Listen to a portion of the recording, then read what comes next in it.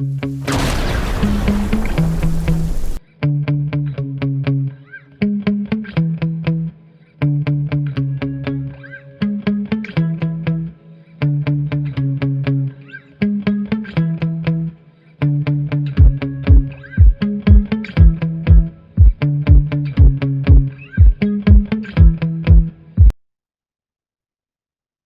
hello, my paranormal peeps, and welcome back to another Deep Woods Paranormal podcast. My name is Matt Harvey. I am your host. I am also the founder and lead investigator with Deep Woods Paranormal. My wife and I have been exploring the paranormal for close to 30 years. We research anything from ghosts to Bigfoot to UFOs to cryptid creatures. You name it, basically we research it. So anyways, you have to bear with me. This is a Saturday podcast. I'm trying to get this out on Saturday night, real late Saturday night, early Sunday morning. So I am getting over the flu. You can kind of hear it in my voice a little bit. I've been trying to get over this thing for just about 2 weeks now, and it just won't go away. So some people have sent me some links to different websites and asked me to go through and talk about different urban legends and stuff like that, because they are kind of part of the paranormal. A lot of the times they lead to people going to research locations that might have these urban legends or whatever. So let me look into my crystal ball. Oops. Camera's not quite picking it up. How funny. Anyways, there it is. So this is my crystal ball. Yeah, a new item in the Deep Woods Paranormal office. We've got a lot of new stuff. We got a lot of new cool stuff from Christmas. Some new things to put up and stuff. So one of these days I'll show you guys around the office. Maybe if we do a live. All right, let me share my screen. And let's go here. All right. So this is the Caller Times. This is a Texas website out of Corpus Christi. It's called the Corpus Christi Caller Times. A guy named John Olivia. Excuse me if I butchered your name, sir. I apologize. They wanted me to talk about the different things on here. It says Texas urban legends, tales about goat people, ghosts, eerie children, and more. So these are just urban legends. Some of them are what I would say real. Some of them aren't. So it says urban legends are everywhere. We've all heard that one something walking up in a tub of ice with their kidney removal on the tail of a woman dying her dog in a microwave because it was wet, drying her. Oh God. Let me try that again. We've all heard the one about someone walking up in a tub of ice with their kidney removed, or tale of the woman drying her dog in the microwave because it was wet. These stories have haunted generations for years. But what about the urban legends that originated in Texas? There are a ton of spooky tales, but Caller Times rounded up the top 10 scariest ones below, and it says, do you think any of them are real? Okay, so let's start here. This says black-eyed children. Now, if you've heard about the black-eyed children, there's some sort of like demon child. They look like a normal kid, except their eyes are completely black. They're usually quiet. If you're in a vehicle or a home, they might come up and knock on the window or the door and essentially ask to come in. Now, I've heard you're never, ever, ever supposed to let them in. Just tell them, sorry, you need to go away, whatever. And supposedly they are telepathic and they can essentially affect your thoughts. Anyways, so there's a lot of stories out here about black-eyed children, but let's read this real quick. When you see children, your mind goes to angelic, sweet beings with an imagination as big as the sky. Bear with me, guys. I'm still not over this flu. Now imagine a child coming up to you with pale skin and black eyes and asking for your help. And it's not so cute anymore. The earliest reported sightings of these kids was in 1996 in Abilene, Texas. A guy named Brian Bethel, a journalist, said he stopped at a parking lot near a movie theater to write a check. He rolled down his window after an older boy tapped on the driver's side window. Uh, noted immediately a soul-wrecking fear. The older boy said he and his younger brother wanted to catch a movie but left their money at home.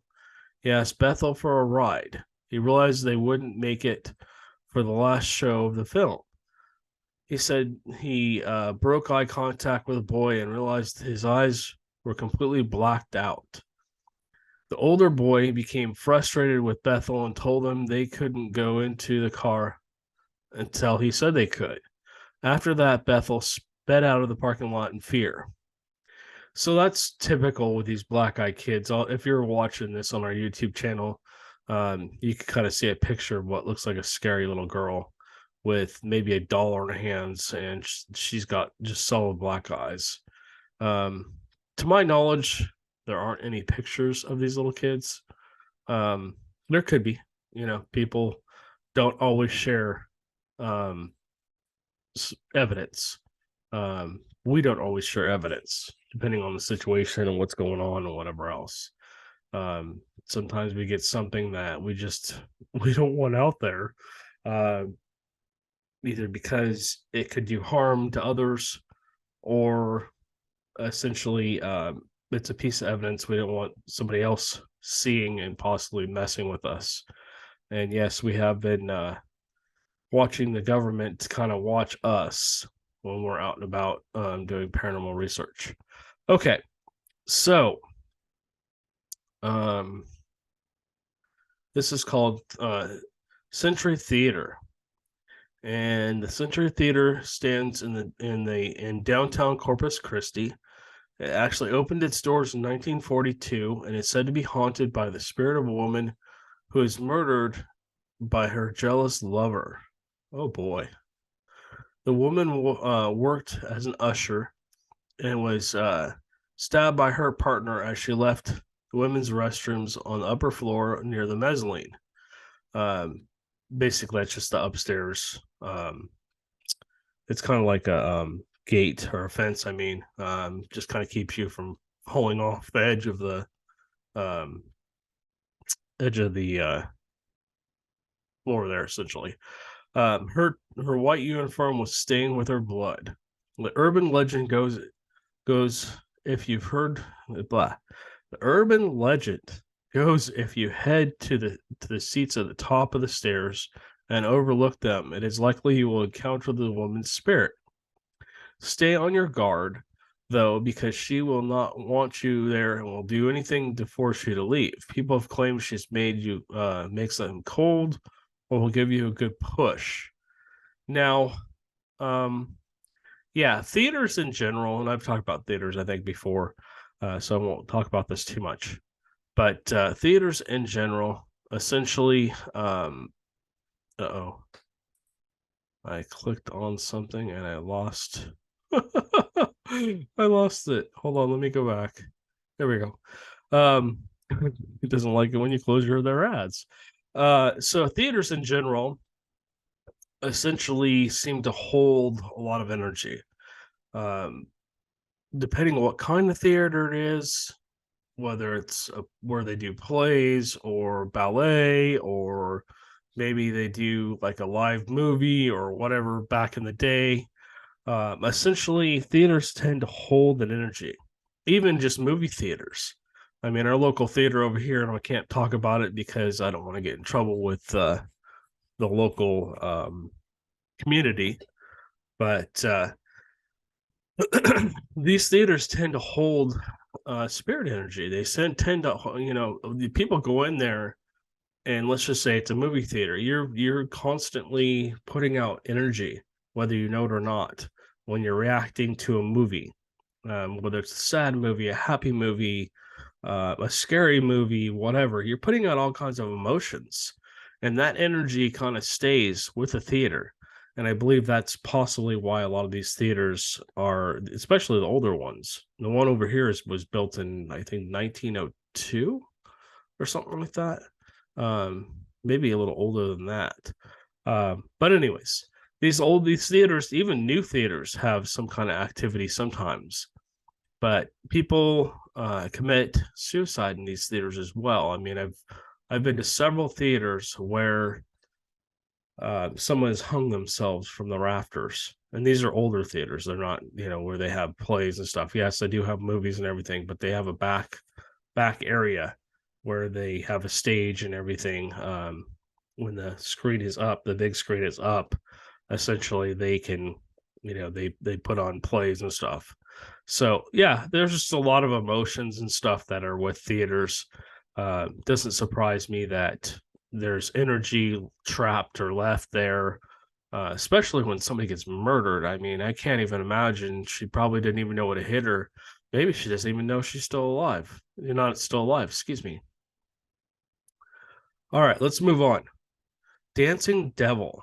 According to the San Antonio residents, a dashing and handsome young man dressed in all white entered the I'm going to completely butcher this, Comercito nightclub on Halloween in 1975. The man was supposedly a talented dancer and wooed many of the women at the club on Highway 90. As the evening went on, things took a horrific turn when one of the dancing partners of the mysterious gentleman happened to glance down on his feet. The woman screamed in terror, broke free of his grip, and pointed downwards. Patrons gasped, and shrieked as they noticed his shoes transforming into long-clawed chicken's feet. Okay. Some say that they saw goat's hooves, but either way, attending figures they were. But either way, attendees figured they were in the presence of Satan himself. After an uncomfortable silence, the man dashed to the men's restrooms and supposedly vanished out an open window. When he left, there was a cloud of smoke that's a strong sulfur smell. Throughout the years, the building has changed and now is closed, but people claim to smell this the sulfur smell still. So if you're not if you don't know, a lot of the claims of demonic haunts tend to have like a sulfur kind of a rotten egg smell to them, and it can be almost like choking. So could a demon have gone into a club and taken advantage of some ladies? Maybe. I mean, it was Halloween night. Maybe some guy was just playing a prank, and maybe he had something up his pant legs, and as he was dancing, they came out, and maybe were mistaken for something else. I don't know. But anyways, we will look into this and see if it's just we could even get in here, and see if it's available for an investigation. So we'll let you know if we get in there or whatever. That's probably very low on our radar right now. We have a lot of other things that we're working on. We're mainly going to be doing Bigfoot research for the next 3 or 4 months while it's still cool. Supposedly we're going to have an extremely hot summer, and so we'll see what happens with that. But anyways, let's move on. The Donkey Lady. The tale goes that in the mid-1800s, a family of 4 settled near Elm Creek in San Antonio. One day, a wealthy man from the area came past their home and started to tease a donkey the family owned. Bear with me, guys. I'm struggling here. When the animal bit the man out of fear, he became enraged and started beating it severely. The husband and wife heard the cries and ran outside. Seeing one of their livestock was so close to death, they started pelting rocks at the abusive man, who yelled explicit, basically profanities at them before leaving. Later that evening, he and a group of other men sneaked to the family's home and set it on fire in retaliation. They blocked the exits to make sure no one escaped. The husband was able to break through, but was immediately gunned down while he heard the screams of his wife and children burning alive inside. Jesus, excuse my language. Holy moly! Just as the mob was set to leave, a figure in flames stumbled out of the home. The wife. Her hands had been melted to nubs. Her face became deformed and sagged from the fire, and her skin was burnt black. She let out a piercing wail and hurled herself into the creek. Her body was actually never found. Today, there is a donkey lady bridge over Elm Creek where people have claimed to witness a creature with donkey face screaming at them from the window of their car, and later found hoof-like indentations on their vehicles. Legends has it she still haunts the area and torments those who try and cross the bridge while grieving the loss of her family. God, can you imagine? I think we've been to Donkey Lady's Bridge, or we've been around it. I know we've been to another area that was supposedly demonically haunted bridge. It didn't look like this. It was actually covered. It had metal beams going up the side. But again, another horrific death. I'm surprised the husband and the kids aren't also, basically still haunting this area. If it was me, I would be, pissed off beyond belief. And if I was still conscious enough to have a presence here, I would probably be doing the same thing. I'd probably be angry at every person who tried to come into my area. It sounds like she's just being protective of her area, and she's just angry about being burned alive. Can you imagine what that would be like? I mean, I can't even imagine how terrible that would have been. Okay, so let's move on.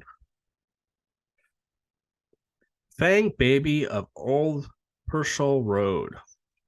In the 1960s, a group of friends were driving home late at night on Old Purcell Road after a night of drinking. The driver suddenly swerved and landed the vehicle in brush off the shoulder of the road. He thought he saw a toddler wearing a white shirt and a diaper and with a bloody mouth. The friends argued about whether it was a baby in the street or not, but the driver insisted it wasn't and drove home. The next day, the driver decided to turn to the area and do some further investigation to see what he thought it was, to see if he thought it was real. While he was on the road, he got a flat tire. It was so badly damaged that he didn't notice 2 puncture marks in it. After changing the tire, he returned inside his car, grabbed a beer out of his cooler, took a sip, and started to doze off. He was awakened when he felt a sharp pain on the backside of his neck. There was the toddler, the same one he saw the night before, standing in his lap with blood dripping from its mouth. According to the urban legend, the driver's sister later saw him in her dreams, warning her never to go down Old Pearson Road again. Well, that's an interesting one. Sounds like a combination between maybe a demonic entity and maybe a human spirit. I don't know why a baby would be basically biting somebody's neck or chomping at somebody's tire or whatever, or even being out on the road. The only thing I can think of is maybe the baby got hit crossing, maybe ran out into the road, got hit by somebody. And so now basically maybe he's just out there trying to essentially get his revenge for being hit and messing with every driver that comes by. So I don't know. I mean, you guys have to make up your own mind on these. These are just interesting stories that I'm kind of reading to you, giving you my opinion, and then like I said, you guys have to make up your own mind. All right. This one's a little hard to read too. La Lechuza. The legend of La Lechuza originated in Mexico, but the spooky witch owl possibly attacked Robertstown in 1975. La Lechuza is one giant owl with the face of a haggard woman, according to legend. It was once a woman who was wronged and now seeks revenge. Stories say villagers killed her child. The child was killed by a drunk, or that the woman was killed by locals. To know to, to know if she's near, listen for the mimic's cries of a baby. It could be her trying to lure you to your death. In October 1975, Robertson Town police began getting calls about a monster bird. Articles back then didn't mention La Chiruza, just a gigantic bird. Some accounts describe describe it as 2 feet tall and some 6 feet tall. A few said the creature had human feet, other animals' feet. Regardless, all agreed it had the body of a bird and was flying around Robertstown.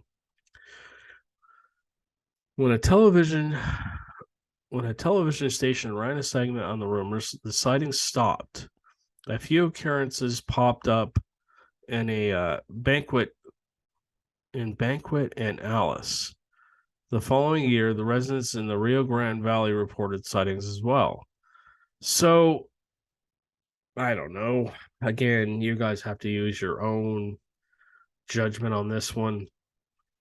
Was it just an owl that people were having a hard time seeing? Did they actually see something?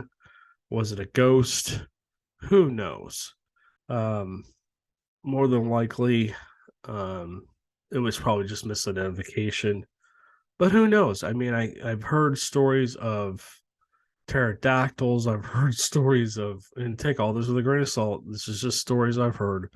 I've heard stories of large birds.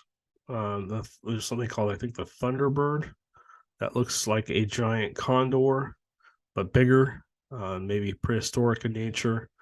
Who knows for sure? But anyways, okay, here's a cool one. All right, the Lake Worth monster.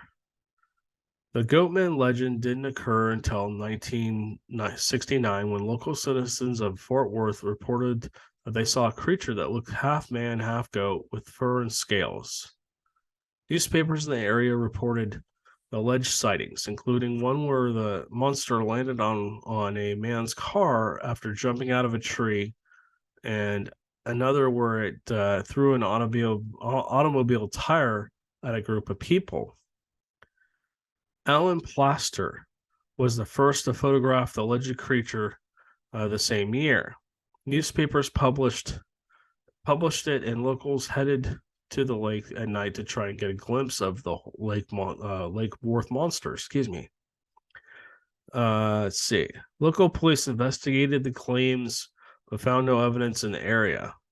The legend goes: if you're out in the lake in the evening, listen carefully, and you'll hear cries, waiting to strike at the most opportune time. So I've heard stories about the Lake Worth monster. This is more like a goat man type thing. Upper body of a kind of a whole body of a goat. It's kind of like a Bigfoot slash goat. It has the horns of a goat and stuff like that, and it's also got the back legs of a goat, but it has like a normal upper body, chest, and normal hands, supposedly, with very long claws, supposedly. I've heard a lot of stories about this. I actually watched a couple of shows on it, and it's something I want to pursue in the future. Um, but like for example, they call it the Goat Man legend. So yeah, basically this is the Goat Man. And if you're watching the YouTube channel, you can see a blurry picture of something. Um, to me, that's really not credible. I mean, that could have been a rabbit or anything, maybe a small animal that was filmed close up.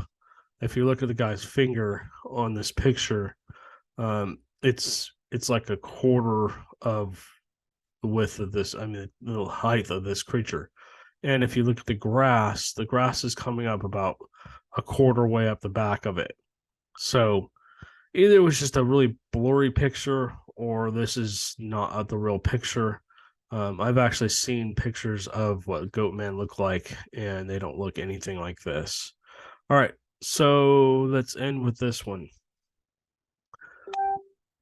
Oh, my phone's dinging for some reason. Okay, so Martha's Chapel Cemetery on Demons Road. I'm not going to even read this. Well, I guess I will. Located in Huntsville, it is located in Huntsville and Bowden Road, better known as Demons Road. The urban legend goes that eerie feelings sweep over anyone who dares to disrupt the spirits said to be lingering down the street. The old road also leads to Cemetery Martha Chapel Cemetery, built in the 1830s. Not much is known about the chapel, other than the name was inspired by the first person buried in the cemetery, Martha Palmer. While driving down Demons Road, witnesses reported handprints being left on their vehicles. Mysterious red lights have also been seen along the road before handprints appeared. Others have said they visited apparitions of young children riding a tricycle down the road with glowing red eyes. So whatever the spirit decides to reveal themselves to you down Demons Road, drive away fast. Okay, so first off, Demons Road, as they call it, or Martha's Chapel Cemetery, is private, as we found out. You can see it back on our other video. We had to cut our video short. The second time we went out there, we didn't know it had been, number one, we didn't know it had been vandalized so badly. Kids had thrown, and I talked about this before, but kids had vandalized the cemetery. I'm not going to get into it. We know that there was an actual old town where the cemetery was. I've done a lot of research on this.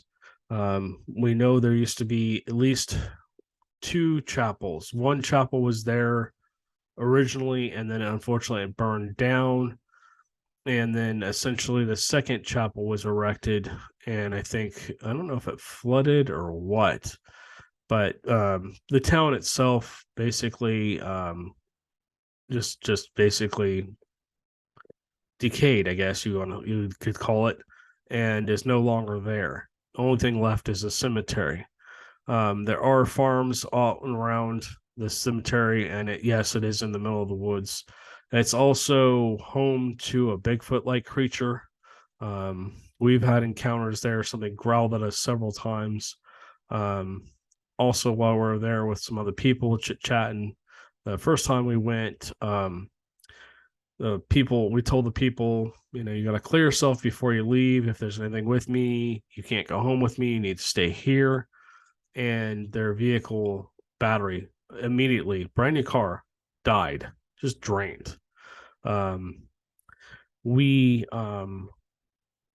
also witnessed that same group of people as we were standing there. It looked like somebody sliced open the lady's calf in 2 or 3 places, and that was right after I saw something with 2 red eyes. I saw that thing. It wasn't very tall, probably child height. I don't think it was human, and I don't think it was happy that we were there. I don't know what happened in this area. I will tell you that this is a segregated cemetery. Now, remember, this cemetery was built back in before the 1800s, actually. I think the cemetery's been there a lot longer than 1830. But the front is predominantly white, and the back is predominantly everybody else. And there's bodies buried outside the cemetery as well. just because when the original people were there, I think they were German. I think they were Protestant or something, and they essentially, if you weren't part of the church or you didn't, go to the church or you didn't believe in their religion, you couldn't be buried in the cemetery. Like I said, the back part of the cemetery has now there's a lot of new fresh graves, but originally it was for the slaves. So again, this is Texas. There was slavery back in the day. Sorry to bring that up, but it happened, and people these days are a lot different than they used to be. So, also, when we were sitting in the car, we witnessed. It was myself, my wife, and Gil. We were sitting in the Bronco, and that thing's like a tank. I mean, they had quarter-inch steel around it, heavy duty metal, very hard to dent or bend or anything like that. Anyways, we were sitting there, and we just left the cemetery. Gil was feeling a little ill, so we left the cemetery. I don't think this got onto our YouTube channel, and as we were sitting there, I could see something moving around us. And then we started hearing like somebody tapping like on the metal with their fingernails. And then the K2 started lighting up. We had three of them in the car, and all three of them started lighting up at the same time. They were in different places. One was up on the dash. Gil had one in his pocket. I mean, in his hand. And Amanda also had one, I think. And as we sat there, the car started like being rocked back and forth. It was the creepiest thing. It felt creepy. Um, I don't get scared very often, but I did not feel very comfortable with that. Let's put it that way. And so, yeah, just not a very good feeling overall. Had a few sightings in the cemetery, and just a cool location, but unfortunately, you can't go there at night anymore because of the people that vandalized it, and now everybody's being protective of the cemetery, and they should be. So if you go out there at night, there's a good chance the police will get called on you, and you'll basically get asked to leave, which is fine. Anyway, so let me stop sharing my screen. All right, so we're back. So the Deep Woods Paranormal hat that I'm wearing should have said the rest of what our logo says, our Deep Woods Paranormal Podcast. It should say welcome to our podcast, our paranormal podcast, or whatever it should say. You can see the logos up here. But anyways, typo on the hats. We are working on getting apparel back on our site. Oh, before I go, I'm just going to quickly go back over this. You guys can't see this. Where did the thing go? All right, let me share my screen one more time. I'm going to go over this really briefly. And then, here we go. Let me come back here. All right, let me go back here real quick. I know I've preached this on every podcast, and so I'm going to do this at the end. If you guys would like to buy us a coffee, basically just sends us a $3 donation, helps us keep our YouTube channel and also everything else pretty much ad-free. I know if you're listening to the audio podcast, there are ads. We're working on maybe getting a couple sponsors so we can get rid of that and not have to worry about that. But I think there's always going to be ads. There's nothing we can do. Even if you're watching our YouTube channel, YouTube still throws them in from time to time. So they're not supposed to, but they do. All right. So like I said, if you want to buy us a coffee, the link's down below. It's buymeacoffee.com/deepwoodspr. And then also, again, just want to go over this because we have a lot of new listeners and a lot of our audience is continuing to grow.